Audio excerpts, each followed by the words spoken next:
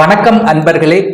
இன்றைய பதிவு 2024 வருடத்துக்குரிய மே மாதத்துக்குரிய ராசி பலன்கள்.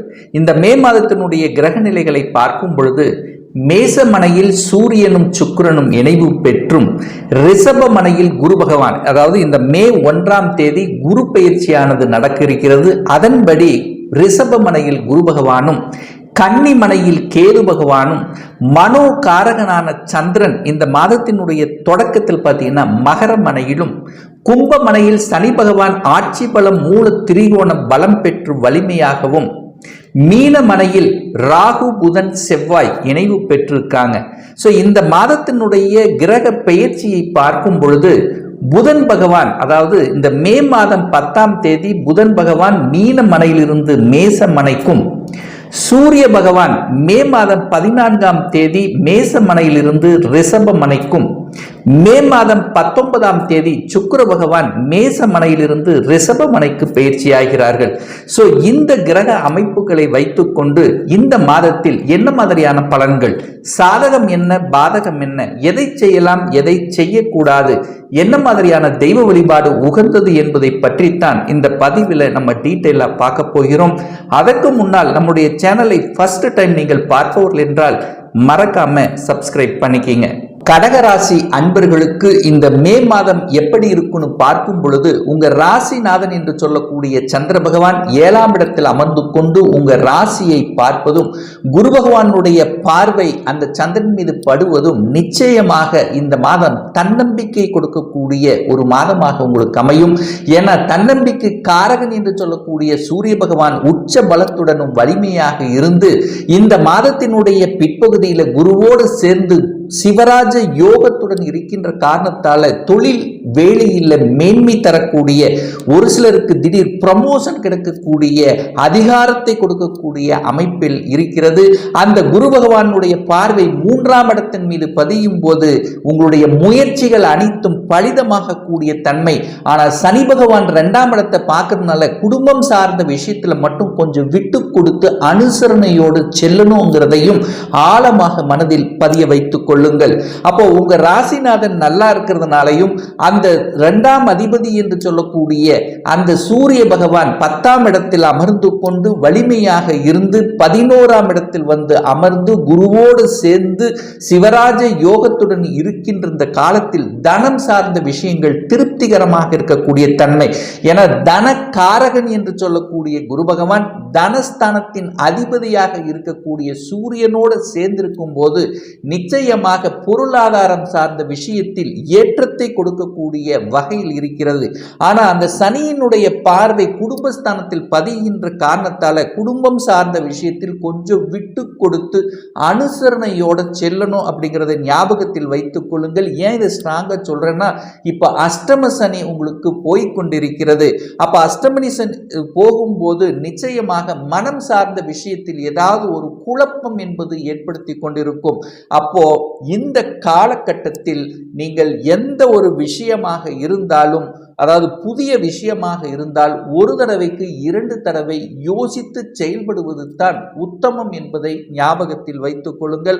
அதே சமயத்தில் வாக்கு சம்பந்தப்பட்ட விஷயத்திலும் எதை வாக்கு கொடுக்கணுமோ அதை மட்டும் கொடுத்து விட்டு இருந்து விட்டாலே உங்களுக்கு பெரிய பாதிப்பை ஏற்படுத்த போவதில்லை. 3ஆம் அதிபதியாக இருக்கக்கூடிய புதன் பகவான் 9ஆம் இடம் என்கின்ற பாக்கியஸ்தானத்தில் அமர்ந்து கொண்டு அந்த 3ஆம் இடத்தை பார்ப்பது கூடுதல் சிறப்பை தரும். அதே போலவே குருவினுடைய பார்வையும் அந்த 3ஆம் இடத்தில் இருக்கிறதுனால முயற்சிகள் பலிதமாக கூடிய அமைப்பு, பிரயாணத்தின் மூலமாக அனுகூலங்கள். அதே சமயத்தில் பார்த்தீங்கன்னா நிறைய பேருக்கு ஒப்பந்தம் சம்பந்தப்பட்ட விஷயத்திலும், அதாவது புதிய ஒப்பந்தங்கள் கிடைப்பதற்கான வாய்ப்புகள், அது குறிப்பாக கலைத்துறை சம்பந்தப்பட்ட விஷயத்தில் இருப்பவர்களுக்கு புதிய வாய்ப்புகள் தேடி வரக்கூடிய தன்மை. 4ஆம் அதிபதியாக இருக்கக்கூடிய சுக்கிரன் இந்த மே மாதம் 19ஆம் தேதி ஆட்சி பலத்துடன் வலிமையாக 11ஆம் இடத்தில் இருக்க போகிறார். அப்ப 4ஆம் இடம் வலுப்பெற போகிறது. சுக்கிரன் வலுப்பெறுகிறார். சுக்கிரன் வலுப்பெற்றால் என்ன, ஒரு வீடு வாங்கக்கூடிய எண்ண ஓட்டங்கள் உங்களுக்கு அதிகமாகும். ஒரு வீடு வாங்கலாம், ஒரு இடம் வாங்கக்கூடிய அமைப்பு, பழைய வாகனத்தை விற்றுவிட்டு புதிய வாகனங்கள் வாங்கக்கூடிய யோகங்கள் என்பது இந்த மாதம் உங்களுக்கு சிறப்பாக இருக்கிறது. 5ஆம் அதிபதியாக இருக்கக்கூடிய அந்த செவ்வாய் பகவான் 9ஆம் இடத்தில் அமர்ந்திருப்பதும், அதாவது தனக்கு 5ஆம் இடத்தில் இருப்பது கூடுதல் சிறப்பை தரக்கூடிய அமைப்பு. அதே சமயத்தில் குரு பகவானுடைய பார்வையும் 5ஆம் இடமான பூர்வ புண்ணிய ஸ்தானம், பஞ்சமஸ்தானம், காதல் ஸ்தானத்தின் மீது படுகின்ற காரணத்தால குழந்தைகளினுடைய நலன்கள் திருப்திகரமாக இருக்கும். காதல் சார்ந்த விஷயத்தில் இதுவரைக்கும் பல பிரச்சனைகள், பல தடைகள், பல ஏதாவது ஒரு ரூபத்தில் தடைகளாக இருந்தாலும் இப்போ இந்த மாதம் பார்த்தீங்கன்னா அதில் ஒரு நல்லது செய்தி, நல்லதுவைகள் நடக்கக்கூடிய தன்மையை ஏற்படுத்தும். குழந்தை பிறப்பு சம்பந்தப்பட்ட விஷயத்தில் தடைப்பட்டு கொண்டிருந்தவர்கள், அதில் பிரச்சனைக்குரியவராக இருந்தவர்களுக்கு இப்போ அந்த தடையை நிவர்த்தி செய்யக்கூடிய விதத்தில் அமைகிறது. ஏன் இதை ஸ்ட்ராங்கா சொல்றா அப்படின்னா, அந்த குழந்தை காரகன் என்று சொல்லக்கூடிய குரு பகவான் 11ஆம் இடமான லாபஸ்தானத்தில் அமர்ந்து குழந்தை ஸ்தானத்தை பார்ப்பது உங்களுக்கு கூடுதல் நன்மை. அப்ப நிச்சயமாக இந்த வருடத்துல குழந்தை சத்தம் உங்க வீட்டில் கேட்கக்கூடிய தன்மை, அதனால ஒரு மனமகிழ்ச்சி, சந்தோஷம் கிடைக்கக்கூடிய வகையில் இருக்கிறது. அதே சமயத்தில் 5ஆம் இடம் என்பது பதவியை குறிக்கக்கூடிய இடம், பட்டத்தை கொடுக்கக்கூடிய, ஒரு சிலருக்கு பதவிகள் தேடி வரக்கூடிய தன்மை, அடிஷனல் ரெஸ்பான்சிபிலிட்டி கிடைக்கக்கூடிய தன்மை. கடந்த காலத்தில் கஷ்டப்பட்டு படித்து கொண்டிருந்தவர்கள் ஏதாவது ஒரு கோர்ஸ் படிக்கணும் என்று ஆசைப்பட்டு கொண்டு அந்த கோர்ஸ் கிடைக்காமல் தவறி போய் இப்போ இந்த காலகட்டத்தில் பார்த்தீங்கன்னா நீங்கள் நினைத்த கோர்ஸ் எடுத்து படிக்கக்கூடிய சூழ்நிலை சந்தர்ப்பத்தை நிச்சயமாக உங்களுக்கு உருவாக்கும். 6க்குரியவன் என்று சொல்லக்கூடிய அந்த குரு பகவான் தனக்கு 6ஆம் இடத்தில் உட்கார்ந்திருக்கார். அப்ப 6 என்பது என்ன? கடன், நோய் எதிர்ப்பு, பகை தரக்கூடியவன் அல்லவா. அவர் தனக்கு 6ஆம் இடத்தில், அதாவது 11ஆம் இடத்தில் இருக்கும்போது கடன் தொல்லைகள் இருந்து விடுபடுவதற்கான வாய்ப்புகள், சந்தர்ப்பங்களை ஏற்படுத்தி கொடுக்கும். இது நாள் வரைக்கும் உங்களுக்கு எத்தனையோ இடைஞ்சல்கள் கொடுத்து கொண்டு, எதிர்ப்புகள் கொடுத்து கொண்டு இருந்த இந்த கடகராசி அன்பர்கள் இப்போ எதிர்ப்பாளர்கள் நண்பர்களாக மாறக்கூடிய தன்மை, அல்லது எதிர்ப்பை கொடுத்தவர்கள் அந்த இடத்திலிருந்து விலகி போகக்கூடிய வாய்ப்புகளும் சந்தர்ப்பங்களை ஏற்படுத்தும். அதே சமயத்தில் கடினமான மன உளைச்சல் ஆளாகி கொண்டிருந்த இந்த கடகராசி என்பர்கள் இப்ப அந்த மன உளைச்சல் இருந்து படிப்படியாக விலகக்கூடிய வாய்ப்புகள், உடல் நலம் சார்ந்த விஷயத்தில் தொந்தரவுகள், பிரச்சனைகள் அனுபவித்துக் கொண்டிருந்தவர்கள் அதிலிருந்து விடுவதற்கான வாய்ப்புகளையும் சந்தர்ப்பங்களையும் நிச்சயமாக உருவாக்கும். 7ஆம் இடம் என்பது கூட்டு தொழிலை சம்பந்தப்பட்ட இடம் அல்லவா. அப்ப கூட்டு தொழில் சார்ந்த விஷயத்தில் பிரச்சனைகள், தொழில் சார்ந்த விஷயத்தில் சின்ன சின்ன தொந்தரவுகள் ஓடிக்கொண்டிருந்தா இப்போ உங்களுக்கு ஞானோதயம் பிறக்கும்.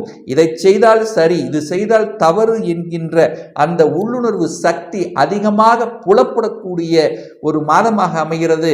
8ஆம் இடத்தில் சனி பகவான் ஆட்சி பலம், மூல திரிகோண பலம் பெற்று வலிமையா இருக்கார். அப்ப கடந்த காலத்தில் எத்தனையோ மன அழுத்தங்கள், அதாவது வழிகளை கொடுத்து கொண்டிருந்தது.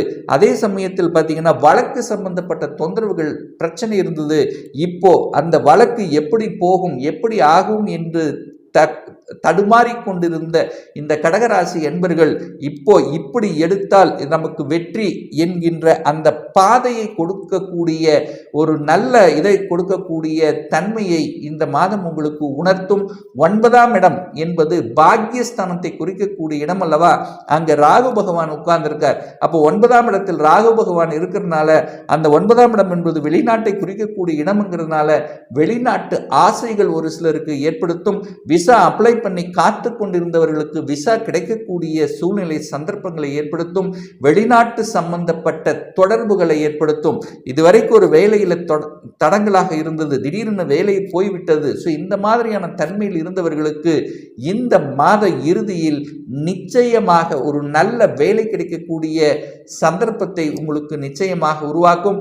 10ஆம் இடத்தில் சூரியன் திக்பலம் பெற்று வலிமையா இருக்கார். அப்ப அதிகாரம் சார்ந்த விஷயங்கள், அரசியல் சார்ந்த விஷயங்கள், அதிகாரத்தில் இருப்பவர்கள், இந்த மாதிரி இருப்பவர்களுக்கு கூடுதல் வளர்ச்சி தரக்கூடிய தன்மையை நிச்சயமாக ஏற்படுத்தும்.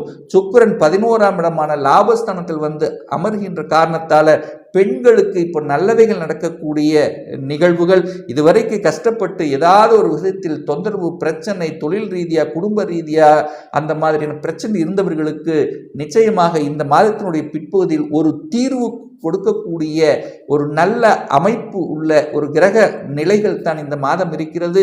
அப்போ குருவும் சூரியனும் அந்த சுக்கிரனும் இணைவு பெற்று 11ஆம் இடத்தில் இருக்கிறதுனால தந்தையின் மூலமாக நல்லவைகள், அதே சமயத்தில் பெண்கள் மூலமாக நல்லவைகள், பெண்கள் சம்பந்தப்பட்ட தொழில் நடத்தி கொண்டிருந்தவர்கள், அழகு சம்பந்தப்பட்ட துறையில் இருப்பவர்கள், கலை சம்பந்தப்பட்ட துறையில் இருப்பவர்களுக்கு கூடுதல் வளர்ச்சியை கொடுக்கக்கூடிய தன்மையில் இருக்கிறது. சொல்லிக் கொடுத்தல், போதனைகள் செய்வது, சட்டம், நீதித்துறை இந்த மாதிரியான துறையில் இருக்கின்றவர்களுக்கு இந்த மாதம் நல்லபடியாக அமையக்கூடிய தன்மை. நிச்சயமாக நீங்கள் எந்த இஷ்ட தெய்வத்தை வழிபடணும் என்று ஆசைப்பட்டு கொண்டிருக்கிறீர்களோ அந்த தெய்வத்தை வழிபடக்கூடிய யோகம் இருக்கிறது. இந்த மாதம் ஒரு நல்ல தெய்வ வழிபாடு அப்படின்னா குலதெய்வ வழிபாடு. ஒவ்வொரு அமாவாசை என்று குலதெய்வத்தை சென்று வழிபடும் போது நிச்சயமாக முன்னோர்களினுடைய ஆசீர்வாதம் பெற்றுத்தருங்கிறதுல எந்தவித மாற்று கருத்தும் கிடையாது.